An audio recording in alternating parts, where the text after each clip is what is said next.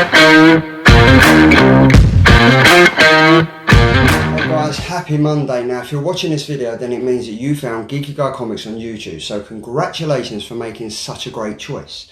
Make sure you hit that notification button, make sure you're the first to know when a new video drops, and secondly, don't forget to subscribe, like and share. Now for me it was a pretty quiet week last week, so before I do the weekly comic pull for week number 12, I just thought why not do a quick reads and review video for one of the best comics that came out in week number 10, and that comic was Mercy #1 by the amazing Mirka Andolfo, which was published by Image Comics. They're smashing it at the moment. So for those of you that don't really know much about Mirka Andolfo, she is, in my opinion, one of the best female writers out there at the moment. She wrote Unnatural, which was a super quality supernatural drama comic, whilst Hex Wives and Unsacred are both like they're a seriously great fun and very good read. I have to say though, for me, Mercy is her best comic by far, and I was super impressed. Now, from the start of the opening pages of Mercy #1, they're brutal and they throw you straight into the middle of a horrible mining event in the small town of Woodsburg. There's a monster, there's shooting, there's screams, there's blood. I mean, seriously, what a start to a first issue. And it's here that we are introduced to a female character called Lady Swanson, who we will find out will be one of the main characters throughout the issue and probably throughout the comic. She's holding onto a half body of her dying husband as another woman literally lights a whole cart of dynamite and sends it down into the mine. On the next page we get to see a great image showing the remains of the explosion as a gentleman in a top hat carrying some fancy ass Peaky Blinders cane walks through the aftermath in the cave and finds what seems to be like a lone survivor. Fast forward a few years later, it's the anniversary of the mining explosion and there's a service in a graveyard. It's here we get to see Lady Swanson in the crowd with her children, and a little girl runs into her wanting to see the angel statue that she's heard looks like her mother. A couple of young men do not really take kindly to Lady Swanson being there, but she kind of acts like a lady, calmly ignores them. But it's clear to see that things aren't really all they seem to be, and that there really is no peace in Woodsburg after the event. As the service finishes, the little girl Rory races back to talk to a young black man called Jonathan and his sister Betsy about the service. We find out that Rory is an orphan. She's half Irish, half Native American. She lives with an uncle who is just someone who picks up the kids off the street, which instantly reminded me of Fagin from my childhood favourite movie, Oliver Twist. You'll find out later that he basically employs these children as child labour. Next up we see a coach being driven along the mountains by a young boy. In the cabin is two passengers, Mr. Goodwill, who is an older gentleman in a top hat. Now, you know, I've noticed we'll come back to that, but there is a bit of that that starts from it. And then Miss Helene, a lovely young blonde woman with blue eyes. We see him telling her about how she needs to smile, how she needs to do it to make it look convincing, how she needs to do it properly. And to be fair, that's creepy no matter how you look at it. I mean, why does someone need to tend to smile? They stop at the opening of the top of a hill overlooking Woodsburg, and it's Miss Helene. She makes a comment about remembering the place even though that she's never been here. So is she remembering it in a dream, or is there something else going on?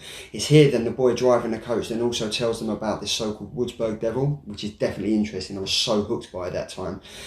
In town, a woman who slipped out of the hospital raves about the devil of Woodsburg, and it's here that we see Rory as she's trying to sneak back home. She's caught by her uncle, and she's dragged off back to his cotton mill, and it's clear to see that he's really not a good bloke. But I guess the only decent thing about him so far is that he hasn't sold any of the kids into prostitution so far, so what we know about. But I mean, with the way things are going in this comic, I seriously wouldn't count it out. We get to see that the kids sleep in dormitories cracked with windows that lets the cold in, so they're not really sleeping. But we also see that in the middle of the night, Rory kind of sneaks off to a shrine she's made for her mother, even though she really doesn't know what her mother looks like, who she is, and the fact that she's never even met her, so that's quite confusing.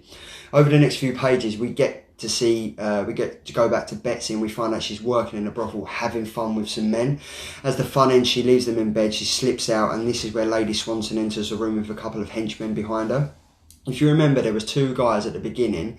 These are the ones that are in bed, and they were the ones that were bad-mouthing Lady Swanson at the anniversary ceremony. So she gets her vicious revenge with them, and then she leaves into another room in the house, which you then find out that she secretly owns the brothel. And then as she's sleeping in one of the rooms that she's left, she has a nightmare of the monster that she sees in the mine. After this, we go back to the coach again, and as it's being driven into town after dark, there's a so-called curfew. The police stop them, and Mr. Goodwill, who is now all of a sudden driving the coach, he introduces himself as the butler for Madame Helene, and as they are new to Woodsburg, they don't really know much about the curfew. After a brief narrative, they check out and they find that the police let them on their way, but not before one of them catches a glimpse of Madame Helene in the back and describes her as having the face of an angel. I mean, he's got it right, she's pretty fit.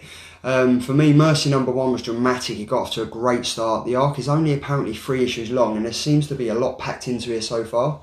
After the incident at the mine and what we see in the story's present, which appears to be, I think it's like aimed in the 1800s, this is where we get to see Lady Swanson in full-on glorious lady mode. We find out that Rory is a young and excitable child.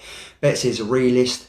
When Rory's uncle grabs her, he's like a character straight out of the Dickens film Charles Oliver Twist. It's all about the child labour, the prostitution, the way that the wealthy can get their vengeance with the loyalty of their people, and of course it's all about money. I mean, there are sex and violence in this book. It's not over the top, but it's definitely there. It's gritty, it's hard and it's cold, but with that said, the overall comic is beautiful. The artwork is fantastic. It's a proper Victorian Gothic horror tale. It's amazing, dramatic, gory, dark and gritty, and it really gets off to a great start. I am seriously super excited to find out who Lady Helene really is. I mean, she may have the face of an angel, blonde hair, blue eyes, looks stunning, but is she seriously everything she seems to be? I'm looking forward to issue number 2 to find that out. Guys, as I mentioned at the start, this was just a quick review of one of the best comics from week number 10. If you like the content, don't forget to subscribe, like and share, but also ding, ding, ding, hit that notification button so you are the first to know when Geeky Guy Comic drops a new video. It's been great, and I will check you later.